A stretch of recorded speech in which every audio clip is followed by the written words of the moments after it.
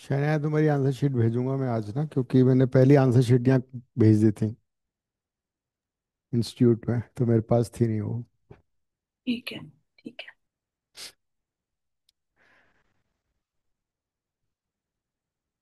Last time मैंने Gauss's law के application करा दिए थे ना सारे। Yes sir. Then we have capacitor. Before capacitor we discussed dielectric.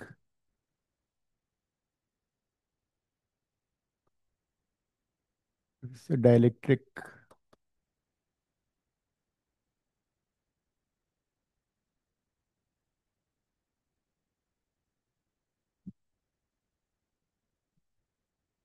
So what is dielectric? Dielectric is a, an insulating material having electrical properties. That is a dielectric. It is insulating material with electrical properties.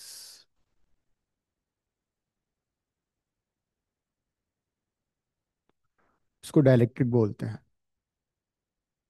Any insulating material with having some electrical properties. Dielectric दो तरह के होते हैं, polar and non polar.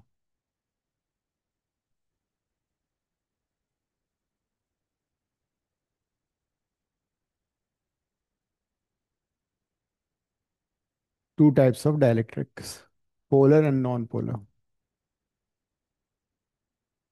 Polar dielectric में क्या होता है?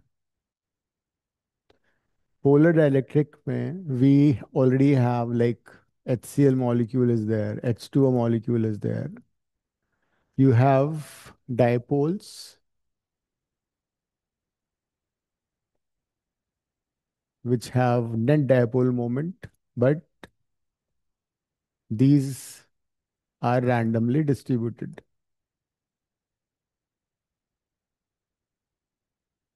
So in polar dielectric we have electric dipoles which are not in a specific direction. मतलब individual dipole moment तो है, individual dipole moment is not equal to zero. Each molecule has a dipole moment. But in the absence of electric field, the total dipole moment is zero. अगर उनको sum करके add करोगे, so since these are vector quantities, they are randomly distributed in different directions. तो net dipole moment zero होता है. So this is polar dielectric. So this is what happens in polar dielectric. Dipoles are there, but they are arranged randomly. As a result, there is net dipole moment zero हो गया. Non polar में क्या होगा? Non non polar में individual dipole moment भी zero है, because each molecule has center of negative and positive charge at the same place, same point. So individual dipole moment zero है, as a result total sum भी zero ही होगा. So this is in the case of non-polar. Non-polar के examples are like you have H2O2 N2. इनके individual dipole moment zero है, as a result the total sum is also zero. So both polar and non-polar have total dipole moment in the absence of electric field equal to zero. ये भी zero है, and this is also zero. This is in the absence of electric field. But अगर किसी polar dielectric को हम electric field में रखते हैं तो क्या होता है? You know this, that the dipole gets aligned, है ना?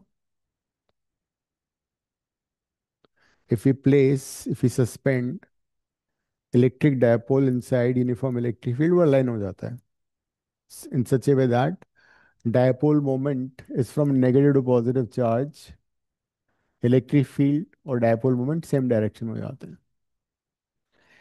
If we place non-polar dielectric inside uniform electric field तो क्या होगा? पॉजिटिव चार्ज पे फोर्स लगता है in the direction of electric field, ठीक है? तो पॉजिटिव चार्ज पे फोर्स किधर लगेगा? In the direction of electric field. Negative charge पे फोर्स लगता है opposite to electric field. As a result this non polar dielectric will become polarized. इसको बोलते हैं induced polarization. That is even the non polar dielectric molecule become polarized and it will be aligned in the direction of electric field. मतलब both polar and non-polar dielectric would behave in the same fashion in the presence of external electric field. चाहे वो polar dielectric हो चाहे non-polar dielectric हो, both will behave in the same fashion, same way. मतलब जब भी किसी dielectric specimen को, चाहे वो पोलर हो नॉन पोलर हो, एक्सटर्नल फील्ड में रखोगे, ये एक्सटर्नल फील्ड है. एक्सटर्नल फील्ड कैसे क्रिएट करते हैं? having two plates, one positive, another negative. So external field would be like this, positive, negative. But inside the dielectric क्या होगा? Inside the dielectric, these dipoles will be aligned. खुद show करते हैं कैसे align हो रहा है ये. These dipoles will be aligned right end positive, left negative. ऐसे ही अलाइन हो जाएंगे सारे, चाहे वो पोलर हो चाहे नॉन पोलर हो. Both type of dielectric will be like this. Whether it's polar, non-polar, both types of dielectric will be aligned like this. As a result, the electric field because of dielectric will be in the opposite direction. ED is electric field due to dielectric. Dielectric का अपना field opposite direction में होगा, जो कि external field के exactly opposite है. So this is induced polarization and this is the field due to dielectric.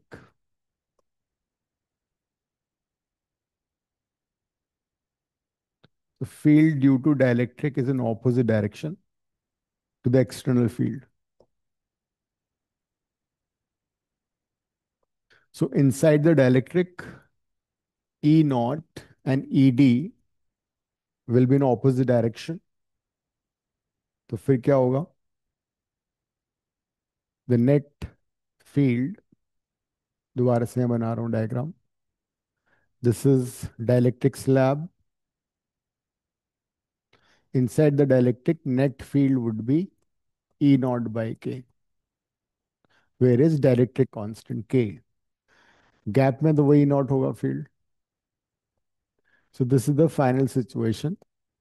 Whenever we have a dielectric slab placed inside uniform electric field decreases by a factor of 1 by K.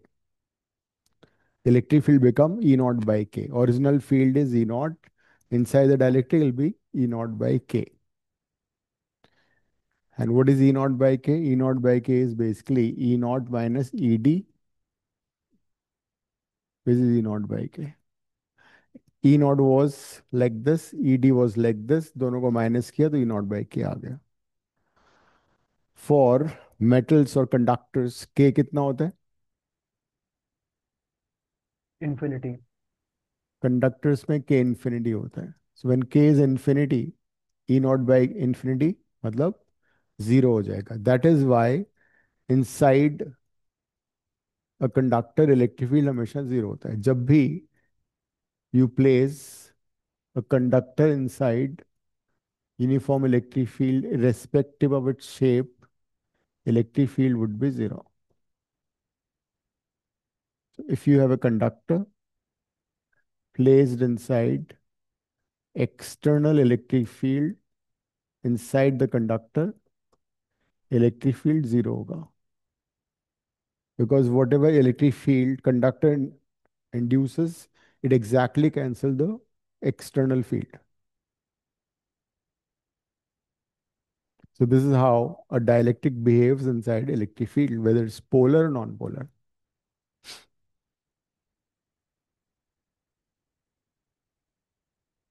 मैंने दोबारा electro ray optics का test रख दिया है Wednesday को, right?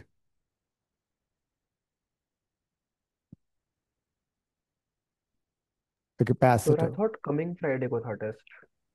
Hmm. I thought coming Friday को था test. Coming Friday को था, बट देन आई थॉट कि ठीक है, give some more time to you. Friday तक दे देना सब लोग, मतलब वेडनेसडे तक दे देना। अगर फ्राइडे को देना तो फ्राइडे को भी दे सकते हो। ठीक है sir.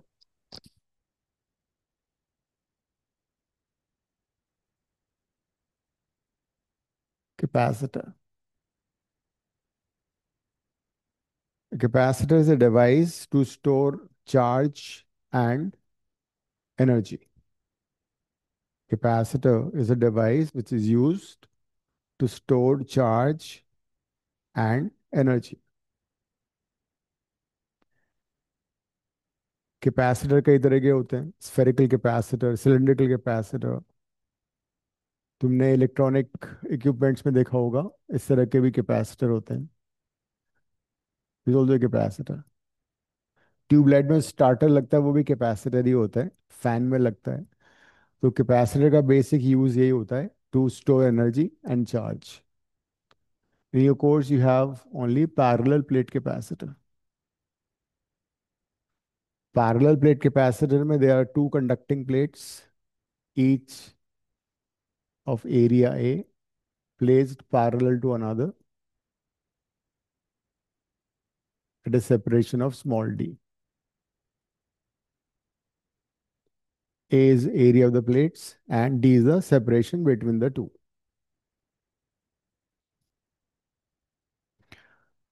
If we provide some charge to one plate, positive charge, उतना ही charge negative induce हो जाएगा on the other plate, opposite plate. As a result, there'll be electric field from positive to negative plate. There'll be potential difference also. And this potential difference would be in A into D. D is the separation between the two plates. अगर हम charge Q provide करें one plate of the capacitor को, उतना ही opposite charge induce होगा on the other plate and there'll be potential difference. So capacitance of a of any capacitor is defined as ratio of charge stored to the potential difference. Capacitance defined as ratio of electric charge stored to the potential difference between the plates. Its unit is coulomb per volt or farad.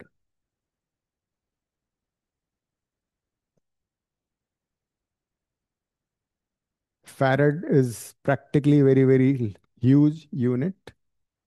Even a capacitor of size of the earth cannot have a capacitance equal to 1 farad. That is why we use picofarad, nanofarad, microfarad. Pico is 10 to the power minus 12, nano 10 to the power minus 9, micro 10 to the power minus 6. These are the practical units of capacitance. Even an isolated conductor is like a capacitor because it can store charge. तो अगर कोई capacitor है, conductor है जिसका radius R है, and if you provide charge to it, तो charge immediately uniformly distribute हो जाएगा, and the potential as you know will be K Q by R. So even an isolated conductor is a capacitor. तो isolate conductor का capacitance कितना होगा? R/K is equal to Q/V. Q/V तो होता है ना कैपेसिटेंस, तो C is equal to R/K, और K is 1/4 pi epsilon naught R. So isolate conductor behaves like a capacitor, and its capacitance is 4 pi epsilon naught R. तो अगर इस R को हम रेडियस ऑफ अर्थ लें तब भी इसकी कैपेसिटेंस 1 माइक्रोफैरड के बराबर नहीं होगी, उससे कम ही आएगी ये. That is why microfarad, nanofarad are the units of the capacitance. Then Q, as you know, is sigma into A. Sigma is charge density. V is electric field into distance. And हमने अभी discuss किया था between the two plates of a capacitor, electric field का formula क्या होता है? Sigma by epsilon not. याद आ रहा है? सिग्मा सिग्मा कट जाएगा, epsilon not A/D. So this is the formula for parallel plate capacitor.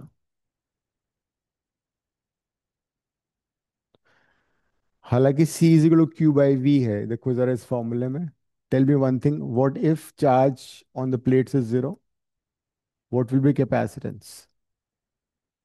और किसी कैपेसिटर की प्लेट्स पे जीरो चार्ज होगा तो उसकी कैपेसिटेंस कितनी हो जाएगी? इन्फिनिटी. Q जीरो है. अच्छा, Q0 है. 0. Will be zero? Yes. Unchanged. No, it won't be zero. जैसे कोई ग्लास है, उसकी कैपेसिटी है 50 ml, 100 ml, वट एवर. तो अगर वो ग्लास एम्प्टी है तो किसकी कैपेसिटी कितनी? 100 ml ही तो रहेगी. तो similarly capacitance of a capacitor does not depend upon the charge or the potential difference. It's independent of both. It depends only on the geometry. Okay sir. It only depends upon geometry and the medium between them. It depends upon area, distance between the plates, and the medium between the plates. So capacitance depends upon the geometry of the capacitor. That is epsilon naught A and D. अगर किसी capacitor की plate को तुम completely fill कर दो किसी dielectric के साथ, फिर क्या होगा? If a dielectric of constant K is completely filled, the capacitance will become K times the original capacitance. ठीक है? Because epsilon की जगह आएगा epsilon, नॉट की जगह epsilon आ जाएगा, which is K times. So whenever we insert a dielectric slab between the plates of a capacitor completely, so its capacitance will become K times.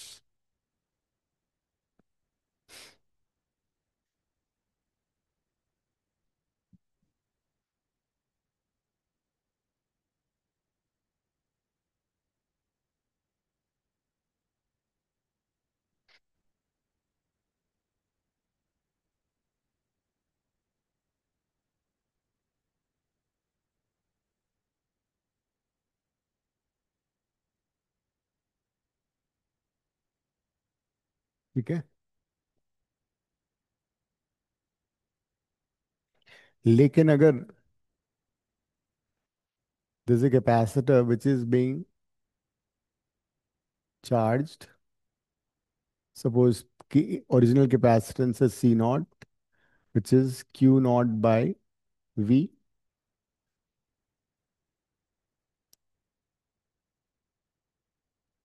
or Q naught by E naught D. E naught D, D is the distance between the plates. और फिर हम battery को disconnect कर दिया. ठीक है? We have a capacitor of capacitance originally C naught in air, medium is air or space in between, and electric field originally E naught था. अब हम क्या कर रहे हैं? बैटरी को डिस्कनेक्ट कर दिया and a dielectric slab is inserted whose thickness is not equal to D but slightly less than D. Slab of thickness T is inserted. Area same है. स्लैब का area is same as area of the plates. बना लो diagram. Derivation भी आ सकता है. When you insert a dielectric slab, what happens to derive the formula for capacitance? तो हमने dielectric slab को इंसर्ट किया between the plates of the capacitor. तो अब क्या होगा? अभी जो हमने सीखा था, inside the dielectric electric field reduce हो जाएगा. कितना हो जाएगा? ई नॉट बाई के. जबकि बिटवीन द गैप्स वही रहेगा ई नॉट. यहाँ भी ई नॉट होगा. Charge will remain the same. क्यों?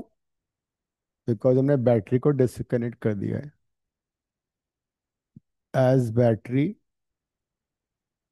Is disconnected.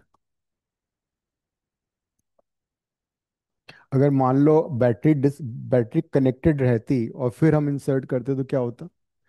फिर वी सेम रहता. What ever is the voltage of the battery same will be the voltage of the capacitor. और charge भी सेम इंक्रीज होता because now the capacitor will draw more charge from the battery. तो अब क्या होगा? Potential difference कम हो जाएगा. कितना हो जाएगा? Suppose the new potential difference is V dash.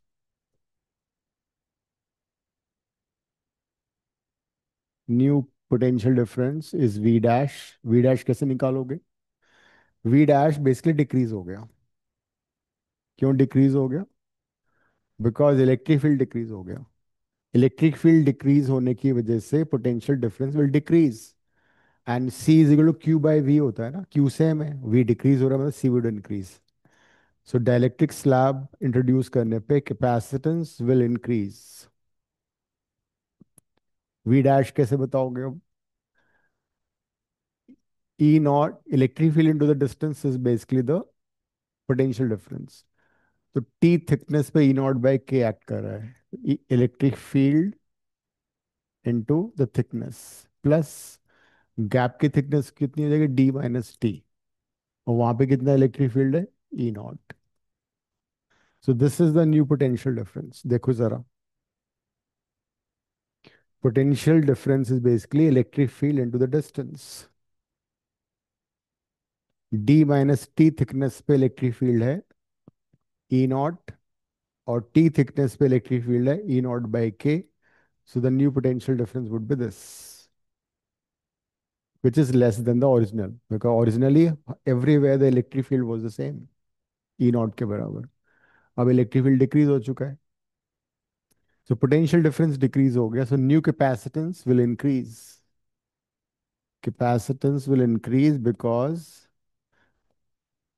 Q not same है, वी डैश डिक्रीज हो चुका है. वी डैश की जगह ये आ जाएगा. इसमें तुम ई नॉट कॉमन ले सकते हो.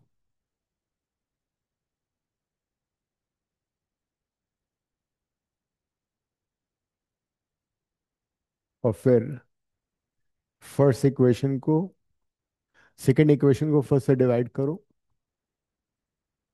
2 डिवाइडेड बाय 1. तो सी बाय सी डैश. ये सी था ना? ये तो new capacitance C. C by C not will be Q not by E not D minus T plus T by K. This is Q not by E not D. ये हो गया. Q not कट जाएगा, ई naught कट जाएगा. So this is C naught D over D minus T plus T by K. So this is the formula for the capacitance. New capacitance when you insert a dielectric slab of dielectric constant K thickness T. और अगर तुम C not को replace कर दोगे, C not, C not कितना था? C not था epsilon not A by D, है ना? तो क्या आएगा फॉर्मूला? एप्सिलॉन और ए बाई डी, तो डी से डी कट जाएगा. So this is when you insert a dielectric slab.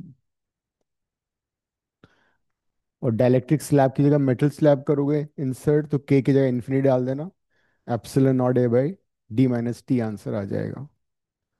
When D is equal to T होगा तो के टाइम्स हो जाएगा. So इस फॉर्मूले से सारे रिजल्ट तुम्हारे फिर डेराइव हो जाते हैं. अगर कंडक्टिंग स्लैब होगा के इन्फिनिटी हो जाएगा. So C would be epsilon not A by D minus T. If it is dielectric of same thickness D is equal to T, तो सी हो जाएगा K times epsilon not A by D. मतलब new capacitance would be K times original capacitance.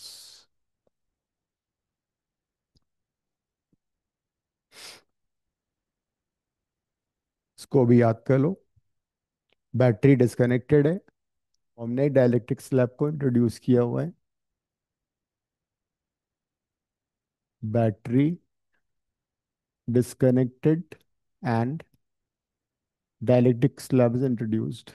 तो C तो बढ़ना ही बढ़ना है, क्यू सेम रहेगा, एंड पोटेंशियल डिफरेंस डिक्रीज हो रहा है. Energy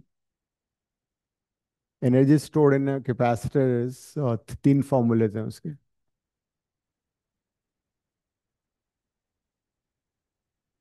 half C V square, half Q square by C. इसका डेरिवेशन अब तुम्हारे कोर्स में नहीं रहा. Half Q into V. Q same है, सी इंक्रीज हो रहा है, तो you can use this. Q same है, सी इंक्रीज हो रहा है, तो you will decrease.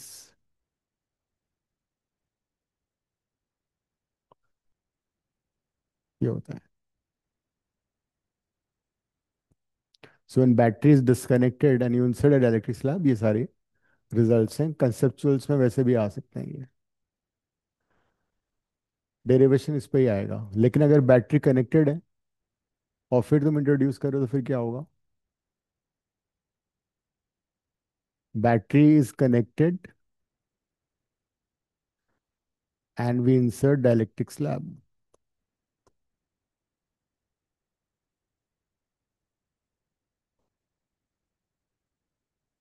So this time जो V है बैटरी का वही V होगा, तो V सेम रहेगा. C तो इंक्रीज होना ही होना है. C will increase, V इस बार सेम होगा, same as the battery. Since C Q is equal to C V होता है, V सेम है, C इंक्रीज हो रहा है, तो Q भी इंक्रीज करेगा. And what about energy? Energy अब कौन सा फॉर्मूला यूज कर सकते हो? Half Q into we use कर लो. Q इंक्रीज हो रहा है, V सेम है, तो U would increase. So when battery is already connected and we're inserting dielectric slab.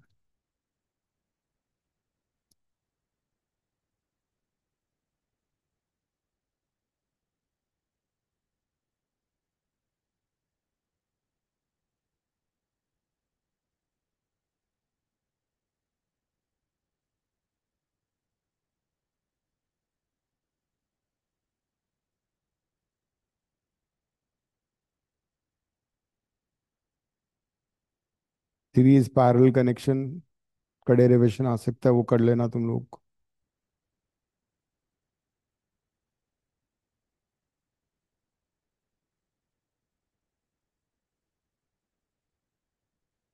ये असाइनमेंट में ऑलरेडी है, फिर मैं तुम्हें सेंड कर रहा हूँ.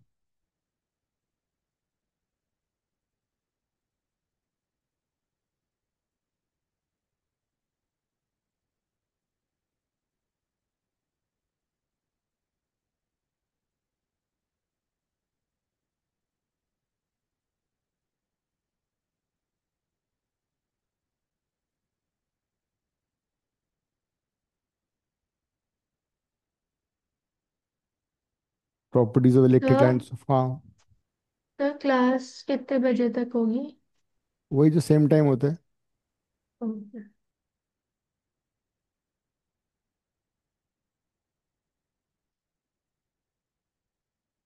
5:30।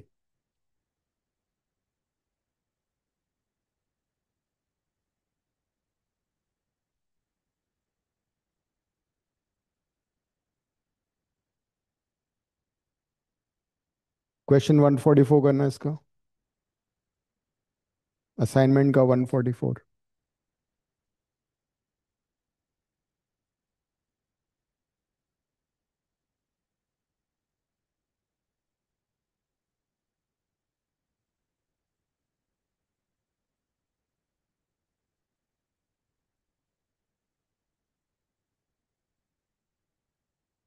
मोबाइल पे भी सेंड किया अभी।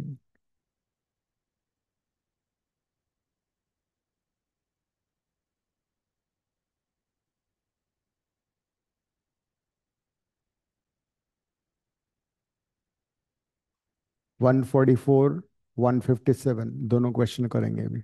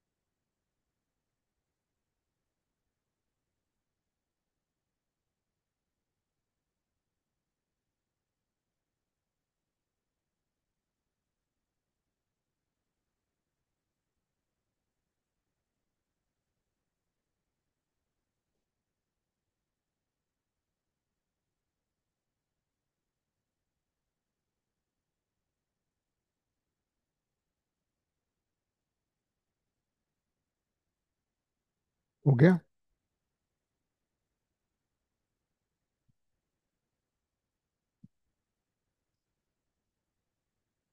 8.85 10⁻12। देख लिया। -12।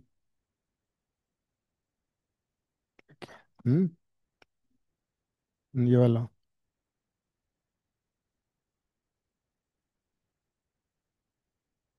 ये तो जरूरत नहीं है ना इसमें। चाहिए। ओरिजिनल कैपेसिटेंस दे रखा है। ओरिजिनल कैपेसिटेंस में दे रखा है तुम्हें ऑलरेडी। तो कौन सा फॉर्मूला यूज करोगे?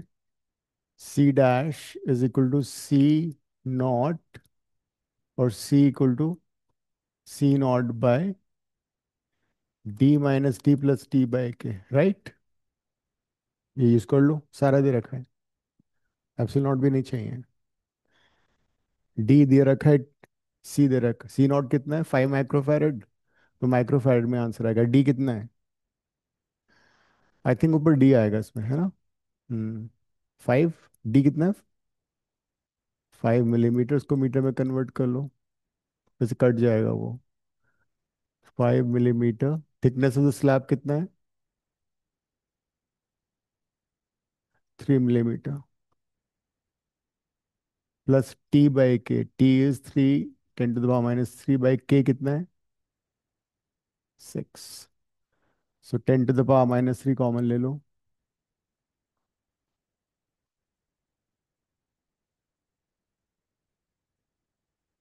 5 - 3 + 1/2।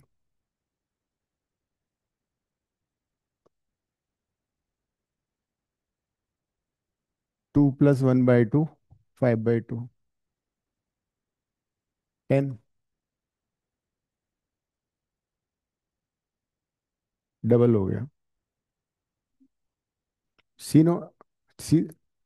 हाँ तो वो माइक्रोफैरेड ही है ना, तो मैंने इसको माइक्रोफैरेड में छोड़ दिया। तो फाइनल आंसर हमारा माइक्रोफैरेड में ही आ गया।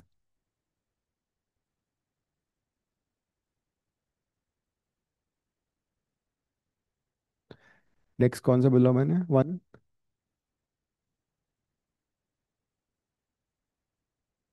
नहीं, ये वाला होगा। 5 मार्कर जो आता है ना अक्सर। 157 करो। Question 157।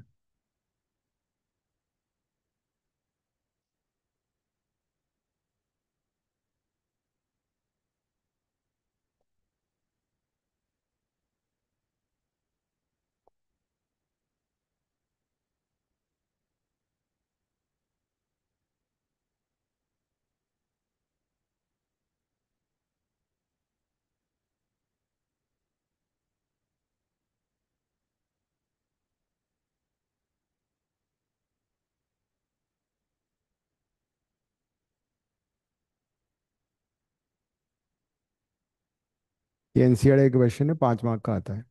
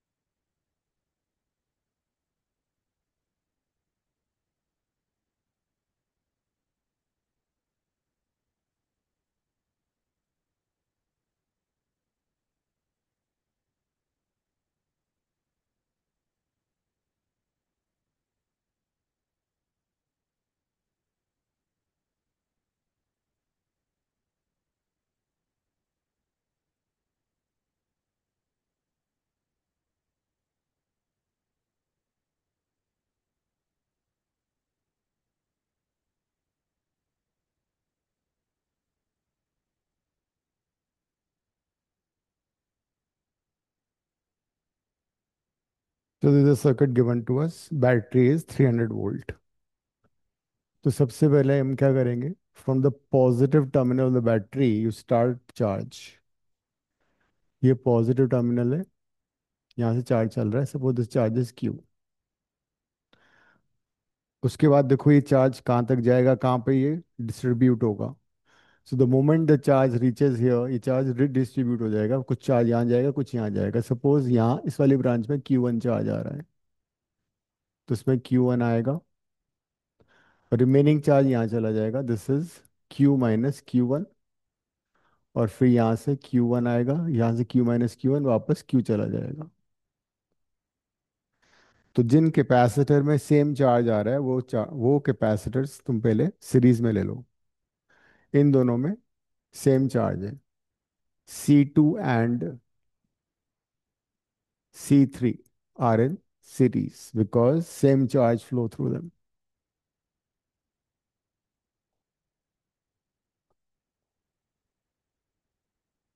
C2 and C3 are in series. Series में क्या करते हैं? whenever capacitors are in series, उनके रेसिप्रोकल का सम होता है.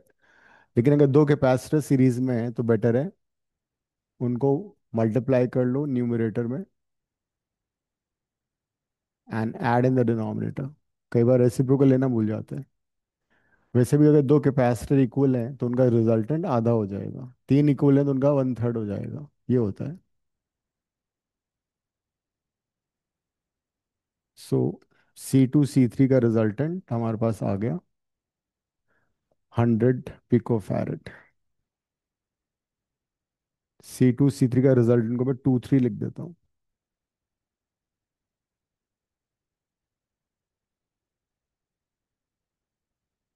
अब नेक्स्ट डायग्राम बनाओ, सर्किट डायग्राम. और C2 C3 को रिप्लेस कर दो by a single capacitor. C23 which is 100. This is C1 which is 100. This is C4 which is also 100. अब यहाँ पे अक्सर गलती ये होती है कि लोग इन तीनों को पैरेलल में ले लेंगे. But all three capacitors are not in parallel. Parallel का मतलब है उनके एक प्लेट एक कॉमन पॉइंट पे, दूसरा प्लेट दूसरे कॉमन पॉइंट पे. इस कैपेसिटर का ये प्लेट यहाँ पर है, इसका यहाँ पर है, दूसरी प्लेट का ये है, दूसरी प्लेट का यहाँ पर है. लेकिन बीच में बैटरी आ रही है, मतलब C4 will not be in parallel. Only C1 C2 C parallel में होंगे. तो नाउ ये और ये दोनों पैरेलल में हैं. बीच में बैटरी आ गई ना, तो C1 and C2 3 are in parallel. इन दोनों का पैरेलल कितना हो गया? सपोज वो हो गया C1 2 3. पैरेलल में ऐड हो जाता है 100 प्लस 100, 200 पिको फैरेड हो गया. नेक्स्ट डायग्राम बनाओ. इन दोनों को रिप्लेस कर दो सिंगल कैपेसिटर से.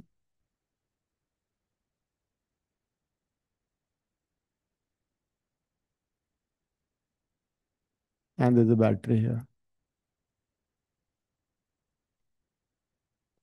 So this is C1 2 3 which is 200.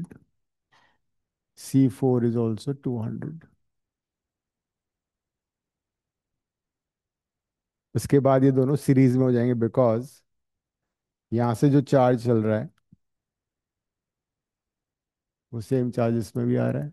तो फाइनल सर्किट डायग्राम बन जाएगा. ये दोनों सीरीज में है तो उनका नेट कैपेसिटेंस हो जाएगा, दोनों इक्वल हैं, हाफ हो जाएगा.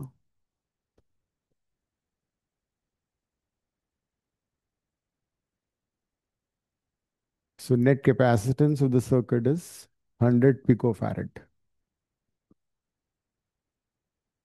हर स्टेज पे सर्किट बनाओगे तो नुकसान अच्छा रहेगा, आंसर सही आएगा एंड में.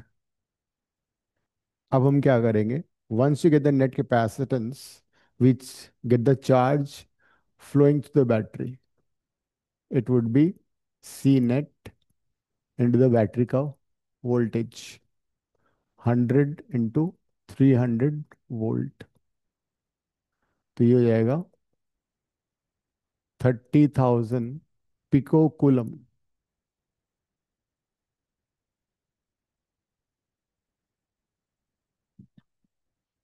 30,000 pico coulomb is the charge flowing from the positive terminal of the battery. End में जब सिंगल कैपेसिटर आ गया हमारे पास, सी नेट, C1 2 3 और C4 दोनों सीरीज में थे ना,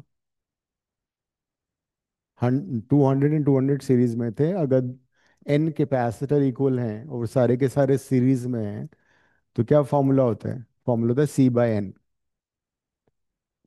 if you have N capacitors all in series, then CS is always C/N। यहाँ पे दो कैपेसिटर थे, 200 200 ईच, दोनों सीरीज में थे, तो रिजल्टेंट हो जाएगा 200/2, 100 हो गया। जैसे हमने यहाँ किया हुआ भी था, 200 सीरीज, 100 आंसर आ, और डायरेक्टली कर दिया। तो अब ये चार्ज चल रहा है, यहाँ से ये चार्ज चल रहा है, इसमें भी आ रहा है, तो हम स्ट्रेट अवे Q4 निकाल सकते हैं। Q4 में कितना चार्ज आएगा? Q4 would be basically the same as Q, 30,000 pico coulomb. V4 भी निकाल सकते हैं। V4 क्या होगा? Q4/C4, 30,000/C4 कितना है? 200। V4 आ गया 150 वोल्ट। अब देखो यहाँ तक बात समझ में आ रही नहीं आ रही? शुरू से लेकर एंड तक देखो, रिमेनिंग पार्ट खुद से ट्राई करो एक बार।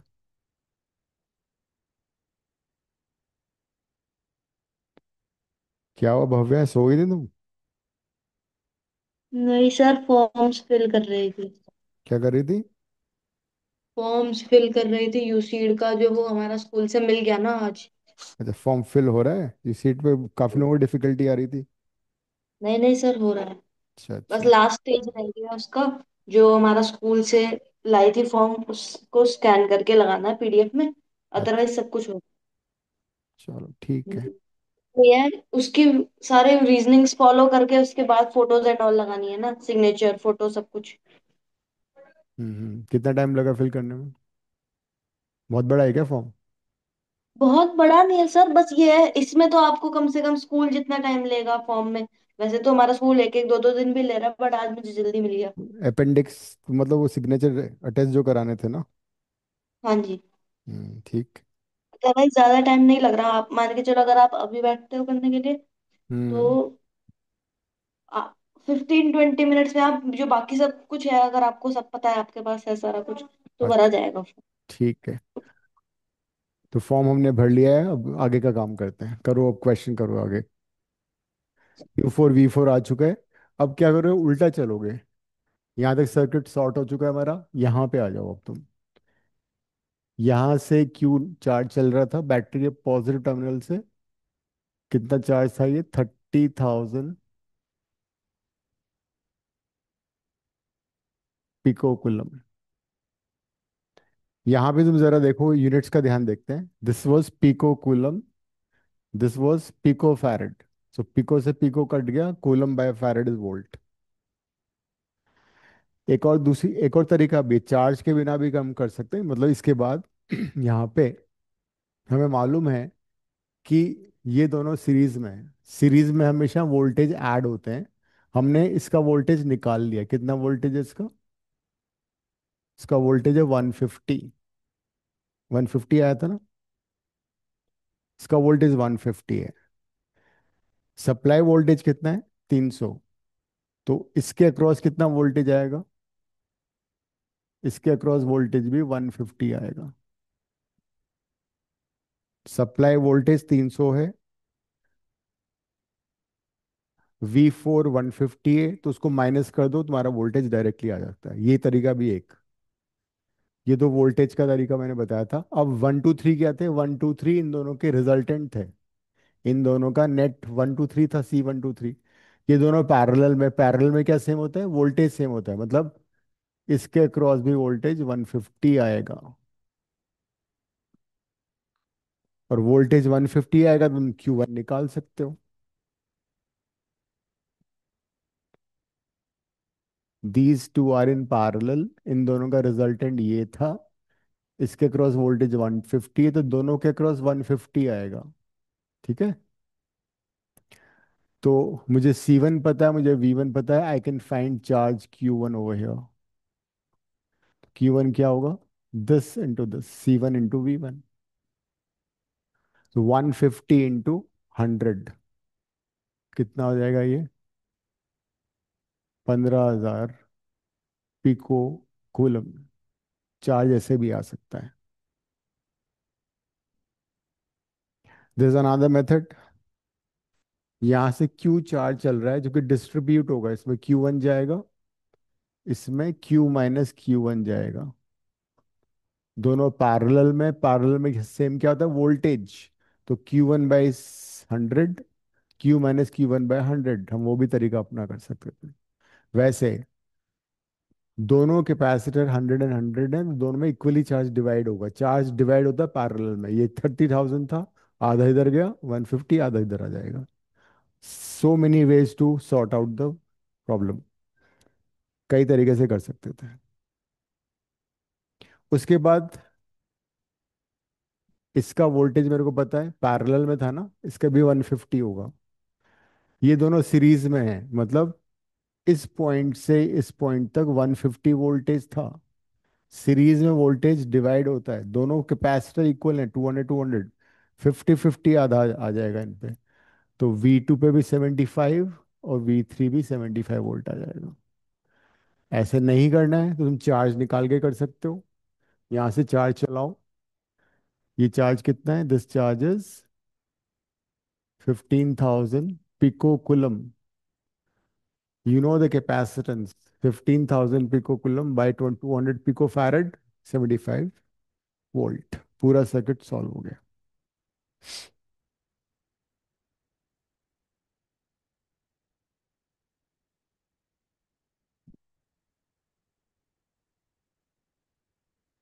मनन तैयारी कर दिए, बोर्ड की प्री बोर्ड की तैयारी शुरू हो गई। तो मेरे से पूछो। मनन मनन। हाँ, यस सर, चाहिए। और मार्क्स मिल गए थे फिर फाइनली। हाँ सर। कितने हैं फिजिक्स में। तो अच्छे नहीं। कोई बात नहीं, अब अच्छे आने चाहिए प्री बोर्ड में। कितने आए।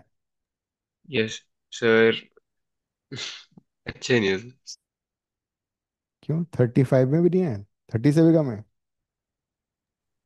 सो उसके आसपास ही है। अच्छा, चलो कोई बात नहीं, जो हो गया वो हो गया, अब तो पाप धोने का टाइम आ गया। Yes sir. तो जो भी मिस किया उसको करो। अब क्लास मिस मत करो, अब रिवीजन हो रहा है। जो भी इंपॉर्टेंट क्वेश्चन है वो करा रहा हूँ, प्लस हर असाइनमेंट में मैंने पिछले 3 4 साल के क्वेश्चन दे रखे हैं, ठीक है। ISC बोर्ड एंड CBSE, वो सारे क्वेश्चन जरूर करो। प्लस हम जो क्लास हमने किए हैं वो कर लो, काफ़ी है इतना ही।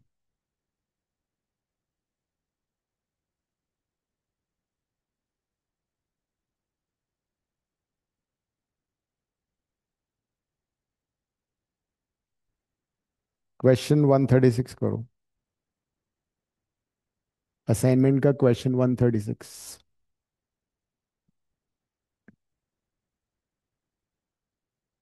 यूसीट का फॉर्म फिल हो गया तुम्हारा मनन। क्या सर। यूसीट फॉर्म हो गया फिल। सो वही बस लास्ट का वो स्कूल से जो फॉर्म आना है वो नहीं आया। अच्छा अच्छा।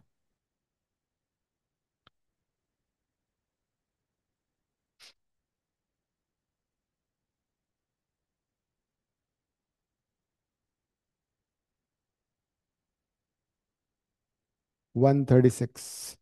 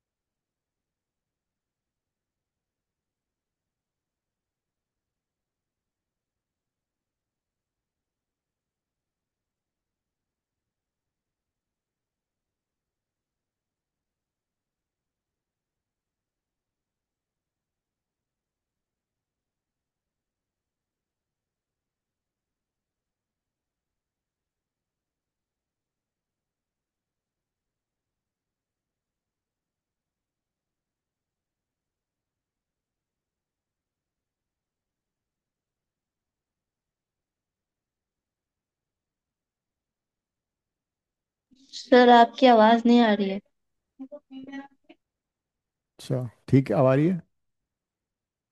Yes sir. तो डाइलेक्ट्रिक कांस्टेंट था 4, तो वाई हो जाएगा 4 टाइम्स सी एक्स को मैंने सी ले लिया। नेट कैपेसिटेंस दे रखा है, तो 1/4 is equal to 1/CX plus 1/CY।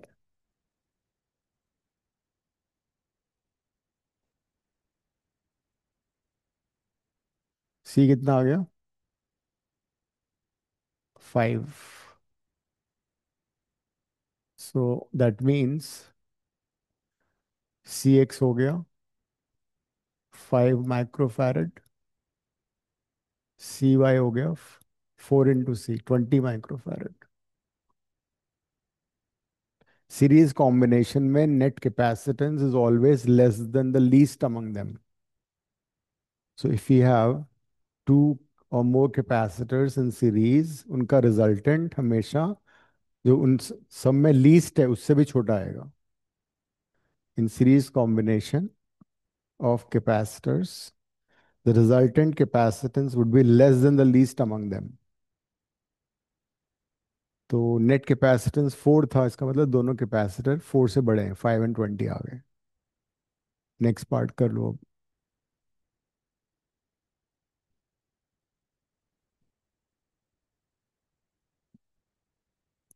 Potential difference between the plates of X and Y.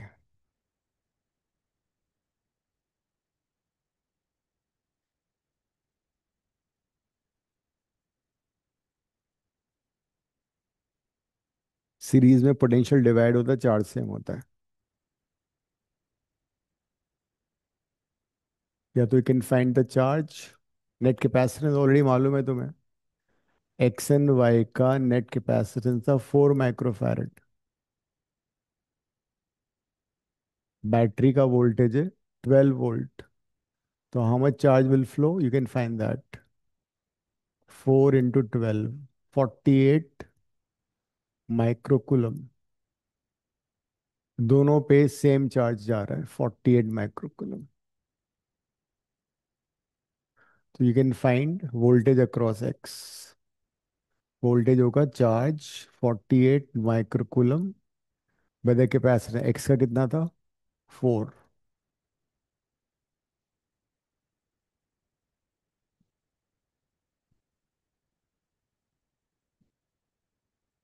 x5 था, सॉरी, एक्स इज 5। तो कितना आ गया ये?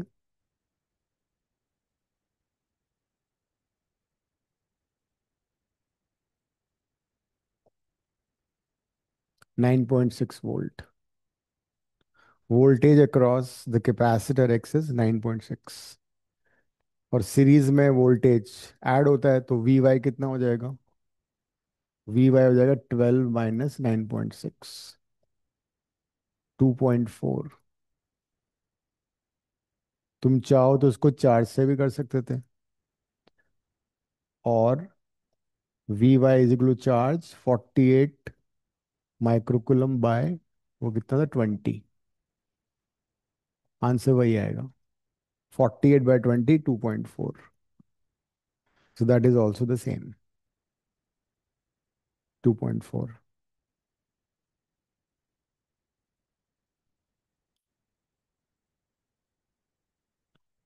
लास्ट पार्ट क्या था? What is the ratio of electrostatic energy stored.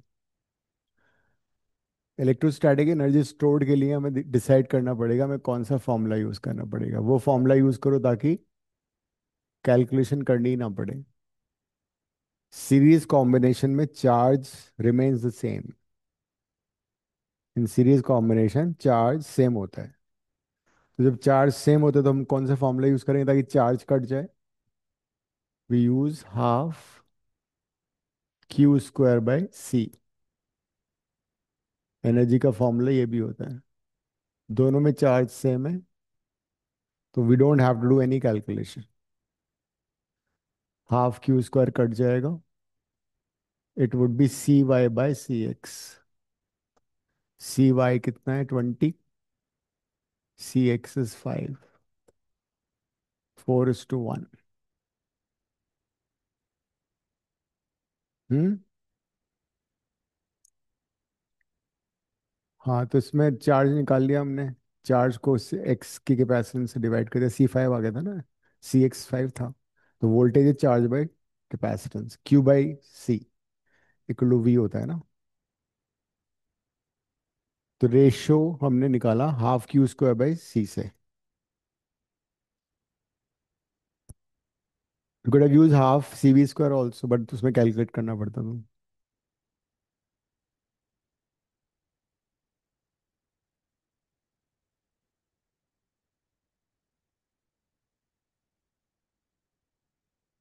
One thirty three करो उसका। क्वेश्चन 133।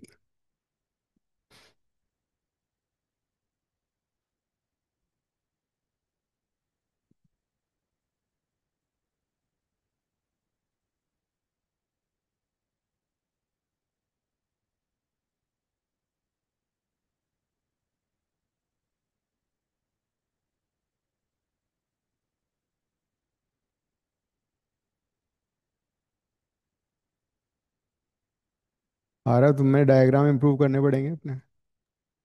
हाँ जी सर। प्रेजेंटेशन बहुत ज़रूरी है।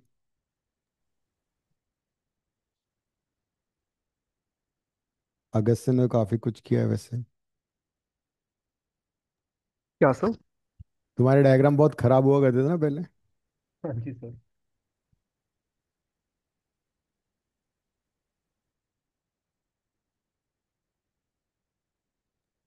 सर, हाँ। यूसीड की साइड क्रैश हो गई। हो गई। हाँ, नहीं चल रही, पेमेंट अटक गई। ये डेफिनेटली इनको ना एक एक वीक इनको एक्सटेंड करनी पड़ेगी डेट्स। हाँ, नहीं चल रही, क्रैश हो गई। हम्म। मैं लास्ट स्टेप पे थी। सर यूसीट की साइट बहुत क्रैश करती है, मेरी भी करी करी है बीच में। हमारा फॉर्म फिल हो गया। एप्लीकेशन में किस समय हुआ था। फॉर्म फिल हो गया। हाँ वो तो हो गया, पूरा हो गया। चलो ठीक है। जिन लोगों ने वेव ऑप्टिक्स का टेस्ट नहीं दिया, और तुम लोग ऑनलाइन भी दे सकते हो, ठीक है, मेरे को बता देना, I share the paper and then you can share me the answer sheet.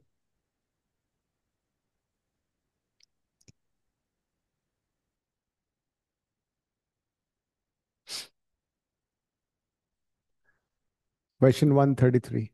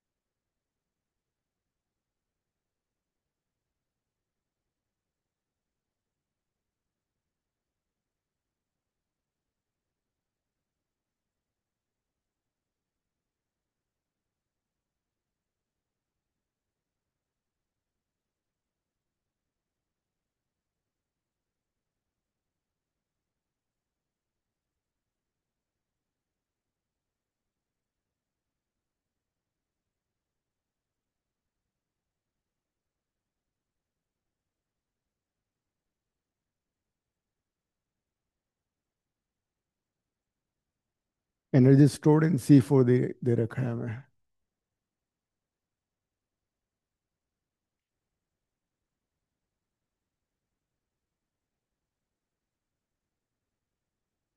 And you suppose to find the energy stored in the system. सोचो, दिमाग लगेगा थोड़ा सा इसमें। तीन कैपेसिटर्स पैरेलल में है, पैरेलल में वोल्टेज सेम होता है, चार्ज ऐड होता है।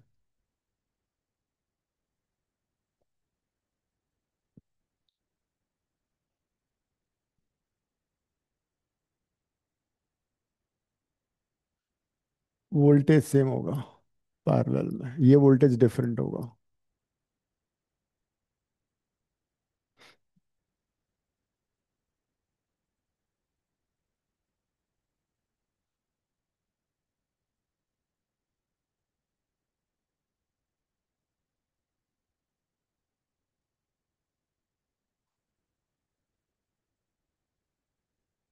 क्या करना चाहिए? कैपेसिटेंस में ऑलरेडी मालूम है, ये तो वोल्टेज निकाल लो। Half CV², 6 microfarad, V² equal to 27 micro joule. Micro से माइक्रो कट जाएगा, तो V की वैल्यू निकाल सकते हो तुम।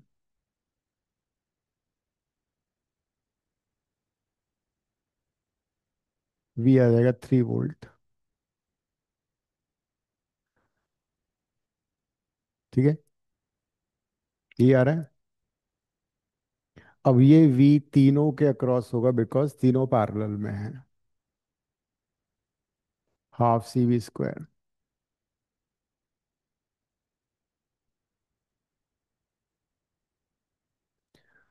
So this is 3 volt. This is 3 volt. This is also 3 volt. अब तीनों पे चार्ज निकाल लो। Q1 is, Q2 ले लेते थे इसको, Q2, Q3, Q4, this Q1। तो Q2 would be C into V, 6 micro coulomb. Q3 would be 3 into 3, 9 micro coulomb. Q4 would be 3 into 6, 18 micro coulomb. Parallel में चार्ज ऐड होते हैं, तीनों charge add होके Q1 के बराबर हो जाएंगे। सो Q1 would be Q2, Q2, 3, Q4।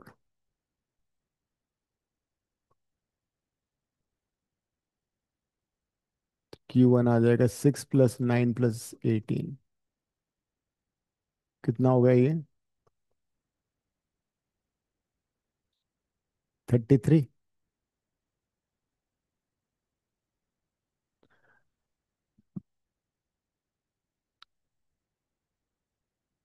And once you know the charge, you can find the energy in C1 also। इसकी एनर्जी आ जाएगी, एंड देन फिर सबका एनर्जी को ऐड कर लो। पैरेलल में तो कैपेसिटेंस ऐड कर लेते हैं, बेस्ट है। इसकी एनर्जी हो गई हाफ CV²। अच्छा, V हमने निकाल, तो I can use other formula, half Q1² / C।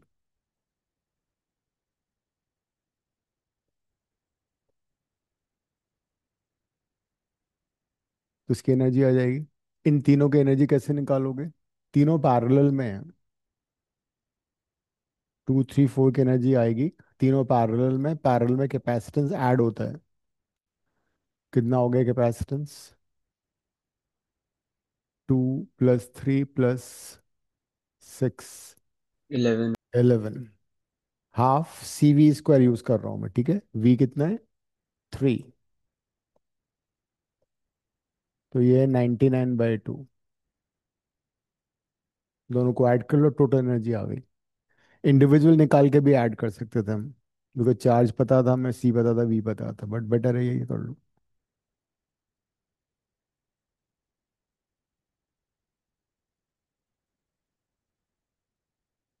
33 का स्क्वायर कितना होता है? 1089। 1089/2, and this is 99/2।